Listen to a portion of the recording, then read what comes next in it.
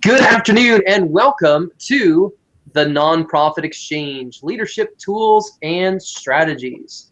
So thrilled to have you in here in early June as we chat with Al Weinsman from the Gallup organization.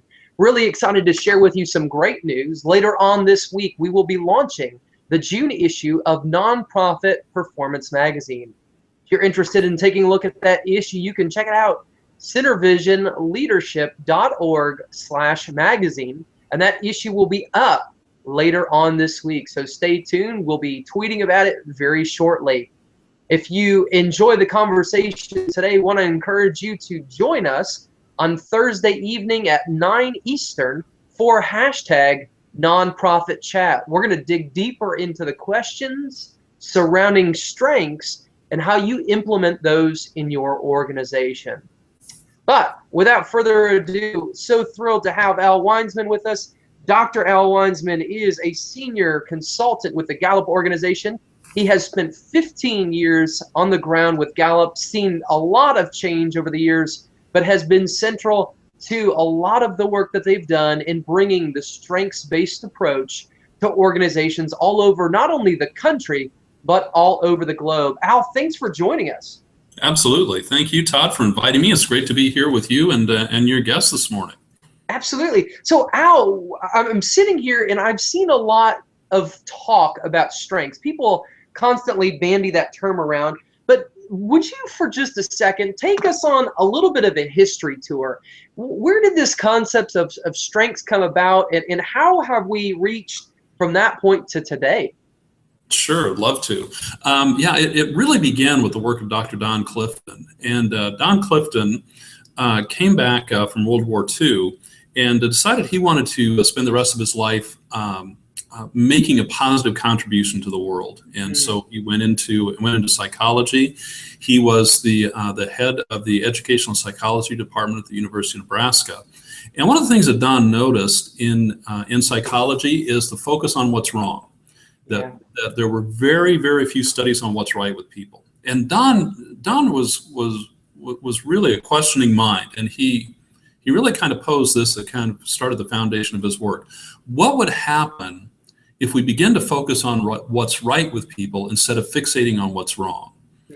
And so that began Don's search and focus on what's right with people. And so he started his work at the University of Nebraska. And left the University of Nebraska in 1969. Actually, my father was one of Don's last doctoral students at the University of Nebraska. So, wow. I kind of grew up with a strengths-based approach and the idea of talent. But Don started his work in studying people who were successful. And because Don was in education, he wanted to ensure that there were better teachers out there. And so he had a very simple question, very simple premise. If you want better teachers, why don't you find out who your best are and hire more like your best? Well, that's easier said than done. And so Don started looking at what are the talents that make great teachers, and found that the very best do things differently. And they speak differently. And so he created some assessments to help identify the best in particular roles. But from there, he expanded his work into the general population, just people in general. And so Don wanted to create an instrument whereby you could identify how people were wired and look at a way that you could find out where their talents were, those natural ways of thinking, feeling, and behaving. So he started really a 30-year process of developing the StrengthsFinder, which is the instrument that we use today, the Clifton StrengthsFinder. And he really started just by asking questions.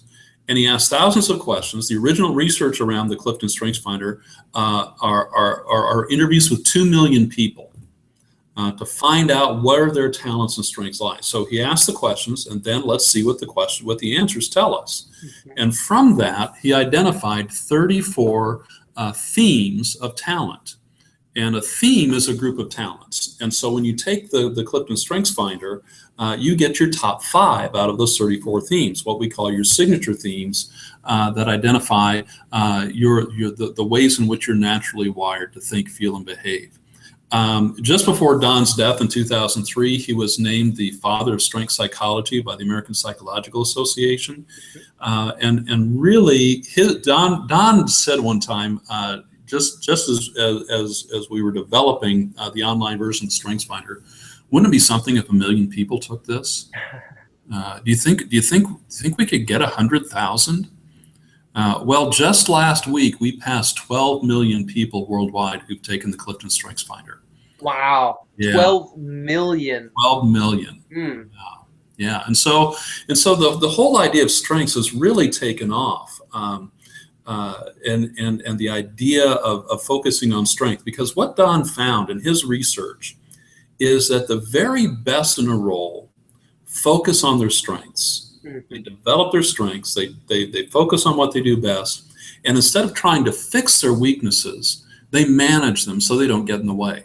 They manage them, and they spend most of their time focusing on their strengths, those things that they do best. And really, that's where we find that you have your greatest potential for growth, your greatest potential for excellence is in focusing on developing your talents into strengths and not ignoring your weaknesses, but manage them so they don't get in the way. And just do the minimum there, but focus on who you are, which really kind of leads into the area where I've done a lot of work, which is within a congregational setting. In other words, focus on the way God has wired you, your God-given strengths, and discover what those are, and focus on that in finding your best fit in the world. Now, that's such an interesting overview here, because when we start thinking about the work of Dr. Clifton, and over the course of time, we've had recently on our program, we've had Gretchen Spreitzer, who is a positive organizational psychologist from the University of Michigan. My wife is a counseling psychologist from the positive psychology tree. We've had Dr. Everett Worthington for Virginia Commonwealth University who participated in this. And so we see the influence of this focusing on the positive as it impacts in a lot of different spheres. And we can, in many ways, I guess, we can trace that back to Dr. Clifton, right? Oh, absolutely. He was one of the first to get together to gather all of the people who were studying positive psychology back when positive psychology was such an outlier in the world of psychology, and bring them together for the Gallup Positive Psychology Summits. And that started about 20 years ago, when he would bring people like Ed Diener from Indiana and Martin Seligman from. I was going to say there, you can't talk about it without talking about Marty. Yep. No. So Marty Seligman and Ed Diener and Shane Lopez, University of Kansas, and what he's done in Hope, all of these great thinkers in the realm of positive psychology, Don would gather them together once a year for our positive psychology summits. And Don was really, he was the grandfather, if you will, of positive psychology, and his strength psychology really became the foundation. So Don was really instrumental in this whole relatively new movement of positive psychology. Absolutely. And excuse my geeking out for a moment there when I go into that, folks. These are areas that I might be a little bit more interested in than the rest of you, but we really want to dig in out to what you're doing now. You mentioned you spent a lot of your time with the Gallup organization, working in the congregational settings, but I know you do a number of other things with Gallup. Would you, if you don't mind, just share briefly some of the areas that you work in? Yeah, I'm in learning development, so I spend my time and most of my attention focusing on developing people in a strengths development mode. So I develop and lead programs around strengths, employee engagement, leadership development, around everything, our discoveries around leadership. I do one-on-one strengths coaching. I write for our strengths blog. I've written a couple of books and written a few hundred articles for the Gallup Daily Briefing around strengths development. So and what we do. So there's just a lot of different areas where I work within Gallup. Absolutely. That's fantastic. And folks, I'm just going to give you my bias. Living Your Strengths is sitting over my shoulder, but I also have about 3 or 4 other copies of it. It's one of those books that I keep a handful on hand. And Al is the lead author on that book, and it's something that I've used. And so when we wanted to focus on the idea of strengths, Al was the perfect fit for us to talk to, because he's worked on this in the nonprofit setting and within churches. And so that leads into, to me, what is a really important question. Al, why is it that most organizations, including nonprofits, churches, and others in that setting, why is it that we focus on the weaknesses of our staff first and foremost? Mm-hmm. Yeah, that's a really I think a pertinent question. Is something that we focus on, particularly when we're dealing with individuals. Is we fall into, I think, the misguided thinking that the way to success is by focusing on what's wrong and fixing it. If we just focus on fixing our weaknesses, because the conventional wisdom is, don't spend a lot of time on your strengths because you don't want to mess them up. Yeah. You're already doing well there. Let's focus on the things you don't do well. Sure. And when we ever have a developmental review, we spend the first 5 minutes talking about the things you do well, and the next 55 minutes talking about your areas of opportunity. Mm-hmm. I know what those are. Those opportunities for failure is what they are. Sure. Because we think that we need to be somebody different. And the idea is, one of the things that we do is we minimize our talents. Is we think, if I can do it, there's nothing special about me, then anybody can do it. And that's a great point. It's flat out wrong, because again, Don's thinking, and this really fits, I think, in well with the whole notion of creation spirituality. Mm-hmm. Is Don's, and through his research, he discovered that everyone does something better than about 10,000 other people. Mm-hmm. That's the uniqueness of talent. And so if it does come easy for you, it's probably not coming easy for others. Yeah. Because you're wired differently, you do things differently. So because we think there's nothing special about us, we think everybody ought to be able to do this. And so we minimize our talents, but then we project them on others, saying, you're not trying hard enough. If you just apply yourself, you could do this. If you just study harder, if you try harder, practice more, you should be more organized, just work harder, and here are the steps. Well, if you're not wired that way, it's going to be difficult. So we just think that everybody can learn anything. And if we just give you the right steps, you can achieve it. Instead of defining the outcomes, and this is the strengths-based approach to staff development, is define the right outcomes in the role and then let each person find his or her own best route, their path of least resistance. And that's a strengths-based approach, but we kind of feel so many times that there are two ways to do things. If I'm the boss, and I use that word intentionally, mm-hmm. There's my way to do things, and then there's the wrong way to do things. And so I want you to do it my way, because that's the right way, because it worked for me, and because there's nothing special about me, and if I can do it, you can do it. Just do the things I do, and you'll be successful. Mm-hmm. Well, that's not the way individuals are wired. Yeah. So I think we fall into that trap a lot, thinking that we can learn anything. If we just show you the right steps, if you practice enough, you can do anything. That's a great point. And that kind of leads me to thinking about a book that one of our past contributors to Nonprofit Performance Magazine, a gentleman by the name of J.R. Briggs. J.R. is a pastor in I believe, in the Pennsylvania area, wrote a book about failure. And I thought that was a very intriguing thing for a pastor to write about failure, but it led me to think about misfit, the combination of person and organization, and the struggle that we have sometimes with fit. So I guess let me ask you this as a follow-up to your previous response: how important is right fit and strengths as they work hand in hand when we think about the person or team and the organization as a whole? Yeah, I think that's really, really important. The whole idea of fit, getting in the right role, getting the right fit to the role is huge. Now, I want to say a word of caution: is that StrengthsFinder is never intended to be a selection instrument to tell you if you'll be successful in the role. It tells you how you'll be successful in the role. However, the way that you're wired, it's going to tell you how you're going to be successful and what might or might not be a good fit. For example, if you have a theme called discipline, That's precision. You like precision, detail, structure, order. Well, you're not going to do very well in a chaotic environment. It's going to cause you a lot of stress because you like structure, detail, and order, and you like routine. And you do best in that, and you can create order out of chaos. So you've got to know that sometimes the environments aren't going to be great. I used to, before coming to Gallup, I was a pastor, and one of the things that we joked about on my staff is hospital visitation. I got to tell you, I was terrible at it. I just was not good. It's not that I'm afraid of hospitals or anything like that. You can't go in there, and I don't do small talk very well.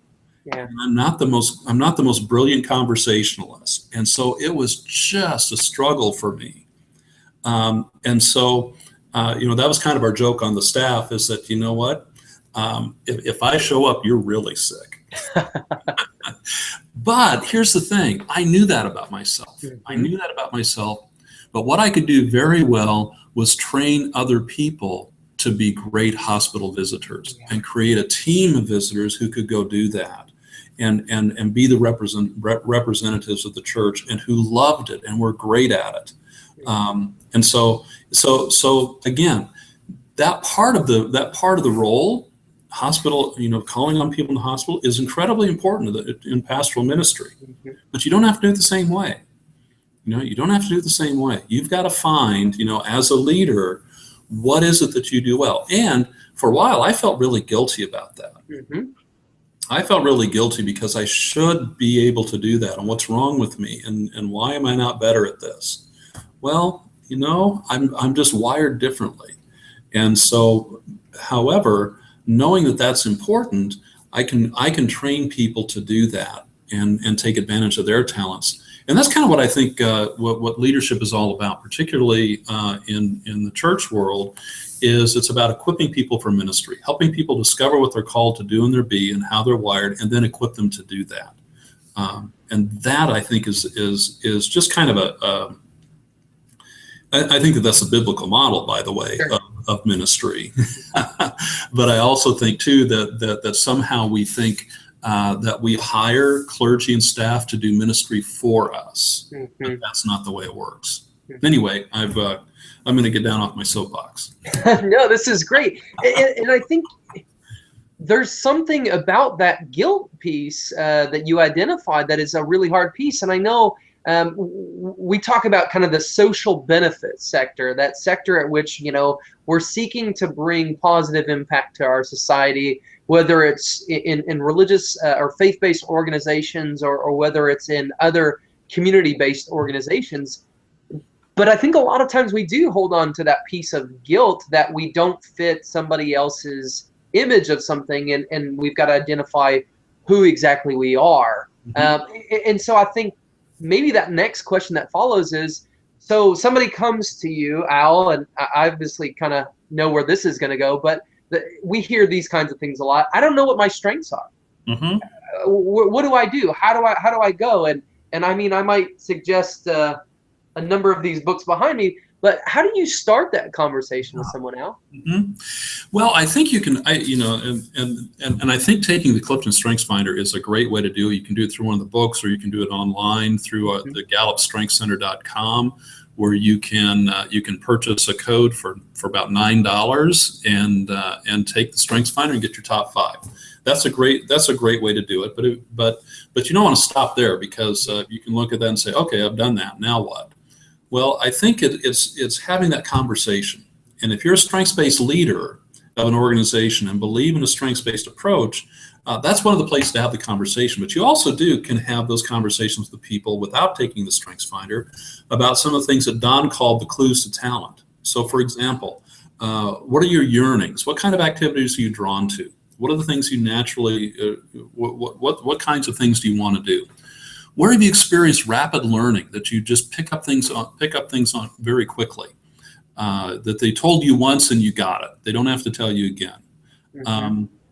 Where you experience excellence, those moments of unconscious excellence, where you're doing something and saying, wow, that was really good. How'd I do that? The other one is flow. And Mihaly Csikszentmihalyi, another positive psychologist, has written a lot about flow and the idea of timelessness, where you're doing something when you lose track of time, or the steps just seem to come naturally without thinking about it. And then there's that sense of satisfaction and enjoyment. What are those activities that say, wow, that was sure fun, or when can we do that again? So you start asking those questions. What kinds of activities you're drawn to? Here's a great question. If you're in a nonprofit, you're interviewing a volunteer, ask them, what do you like best about your job? Tell me about your job. What do you like best? Because when people start talking about what they like best, most of the time they're describing what they do best. And then you can kind of get a sense from them the way they're wired and the things that come naturally. What do you do with ease, excellence, and enjoyment? So you can have those conversations to find out how people are wired. But if they've taken StrengthsFinder, you've got some great information there for you that you can start having those conversations. And I think this is such a pertinent topic. We've talked a lot in our program, and even our March issue of the magazine was focused on millennials. And as we think about the millennial generation and some of the things that we know about them in the macro sense, and then as well what we know about mentoring in general, a lot of times there's that question of how do I do this, and what's best. And I think the simple clues to talent, I love that terminology there. The simple clues to talent are a great place. So Al, let me use myself as a guinea pig here. I've not only taken the StrengthsFinder, I've taken Standout, which was kind of a Marcus Buckingham follow-up here. I've taken these things. I've got my 5 strengths. In fact, folks, I'm going to geek out for just a second. You can't see it, but off the wall over here is my big list of my top 5 strengths. But I'm a learner, I'm input, achiever, activator, and strategic. Those are my signature strengths. Once somebody has them, you're a strengths-based leader. Al, what do you do to kind of cultivate that in your team? Yeah, well, we'll just kind of do a little mini coaching session here. So you've got learner and input in that top 5. This is which you know what, you're in the perfect job for you, because learners love the process of learning. Learners are always looking for a class they can take, a course they can take, a book they can read. They love the process of learning, and a lot of times learners, it's about mastering the subject, understanding more. But a lot of times it's just the pure process of learning. And so you probably like taking courses, workshops, going to conferences, learning different things. Yeah, that process. You might have hit the nail on the head, Al. And then you've got input. Input is kind of a first cousin to learner, if you will. Input is more about the utility of knowledge or collecting. I take a look, and you've got a ton of books back there. Yeah, learners collect things. I'm sorry, input, people with input collect things. Input, they're collectors, they're archivists, because it might be useful to you or to somebody else down the road. I don't want to throw it away. It might be useful. And maybe you collect ideas. But input's like a sponge. You soak it in, but then you got to squeeze it out, because you want to be helpful, and it's a utilitarian, and it's less systematic than learner. You have so you could think and learn and think and learn and think and learn, right? And you like that. However, eventually there comes a time when your activator kicks in and says, okay, let's get started, let's do something. Let's get going. Because activator is the let's get going theme. It's action. It's that drive to start. You want to get something started. But then you've got achiever. An achiever is, you're very productive. You like to get things done. You like to get things done, and I'm guessing, I may be wrong here, but I'm guessing that you probably make lists. A fair amount, yeah. Fair amount of lists, yeah. You check things off your list as you get them done. I do like that point of just taking the line across that, yeah. Yes. And you may keep track of how many things you get done in the course of a day. Moderately, not as much as I probably should. Ah, there you go. Oh, yeah, be careful there. Yeah, but yeah, you feel a great sense of accomplishment. You got a lot of things going. You get things done. You don't like to sit still, and It's vacations. Vacations may for you be filled with activity. And it's stuff I want to do. I want to get this done. We got to go see this. This will be fun. Let's go do this. Yeah, because achievers, that sense of achievement, that sense of accomplishment. But then you've got strategic. Strategic is kind of that, it is consider the possibilities, consider the options. Strategic is about options. You ask somebody with a question, a lot of times the strategic answer is, it depends. It depends. If you want to accomplish this, you can have option A, B, C, or D. But if you want to accomplish this, you've got option C, D, E, and F. So it's about options, and it's about sorting to the best path. So you may not be compelled to make a list every day, but when it's important, you do. When you've got to get things accomplished, you do. And you don't have to be doing everything. You've got to be busy, but it has to make sense in terms of it's going to help us accomplish where we want to go. Yeah. Folks, I'm laughing here because this is not the first time I've gone through this piece. First time Al and I have done this, and Al and I know each other very little, but we've been able to engage with each other. But I had somebody else who does some coaching in this, and in the organization that she worked with, she was a strengths coach for them. And the first time this conversation ever happened, I was kind of, it's almost the paranoia starts coming out. How'd you know that about me? And it's real. I mean, the research is there. It's very foundational. But there's something about recognizing the uniqueness of each person. I think, Al, you isolated a lot of that just in this brief conversation here.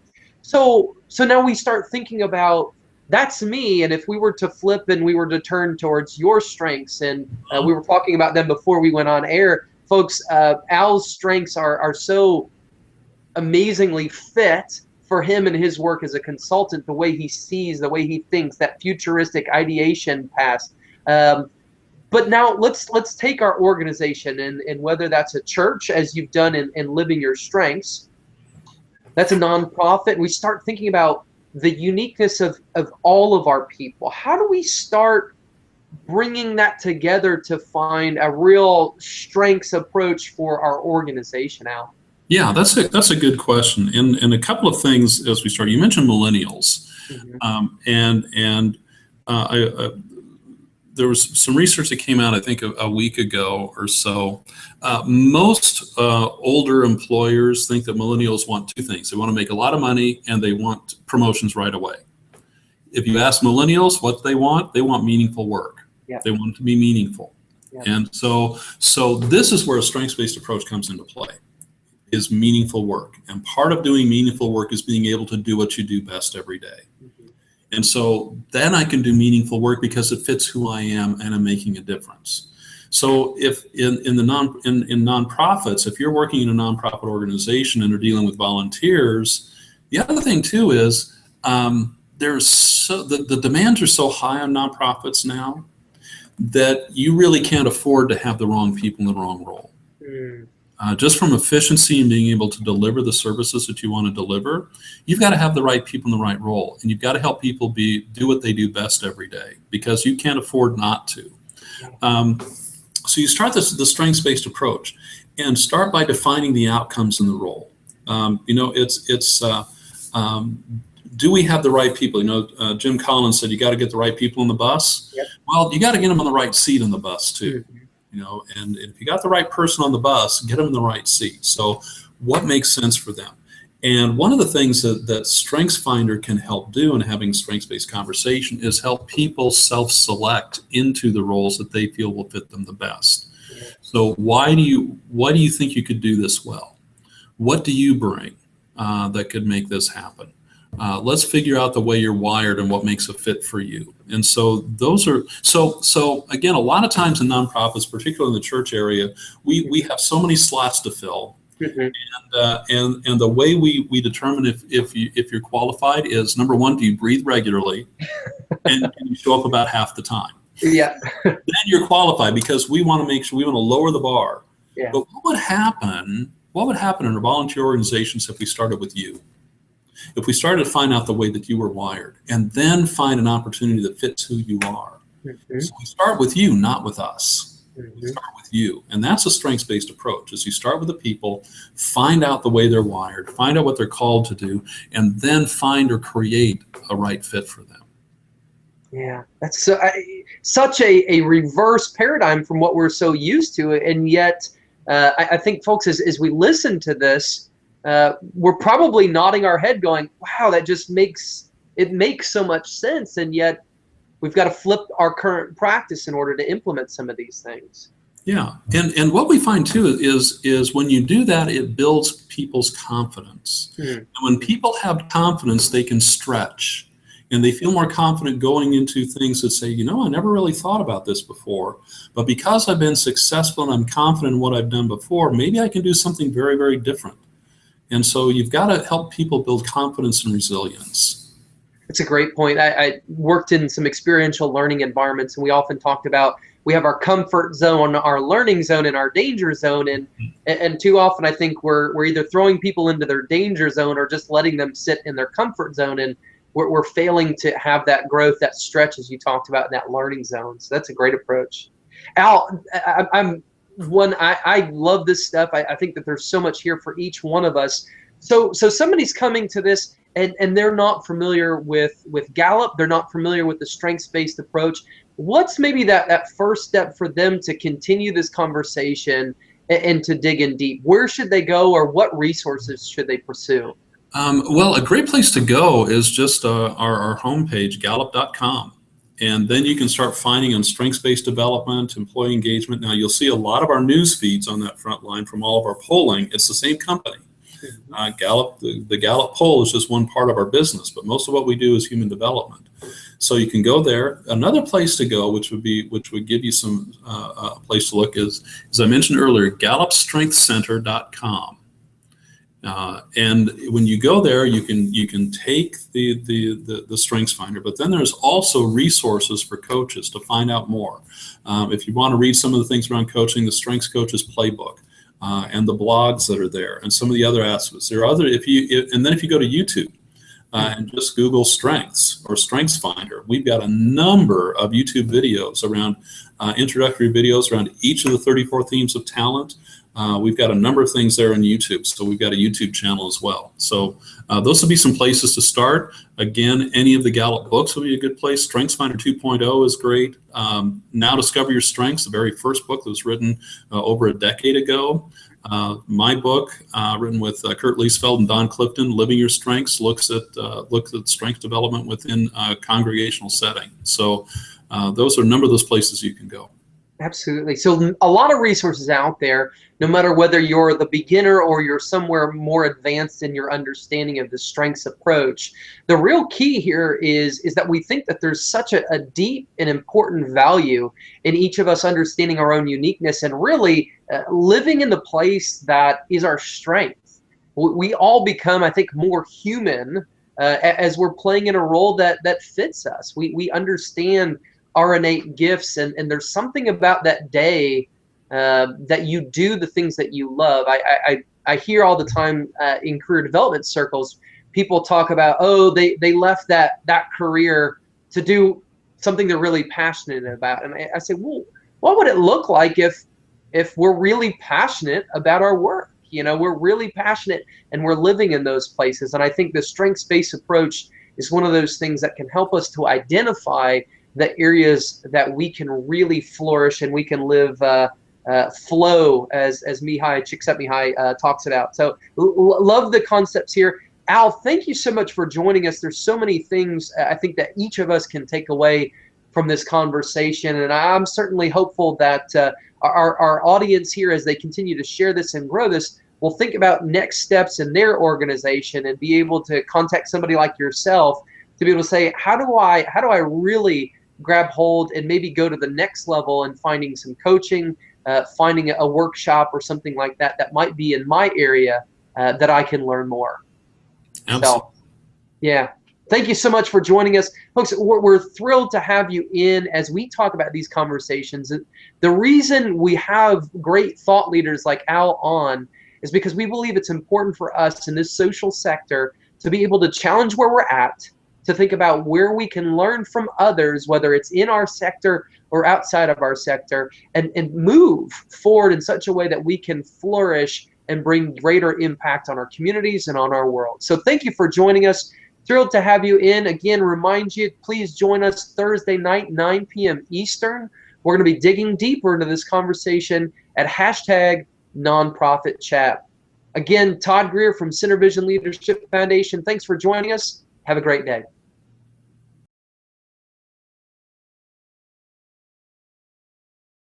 This podcast is a part of the C-Suite Radio Network.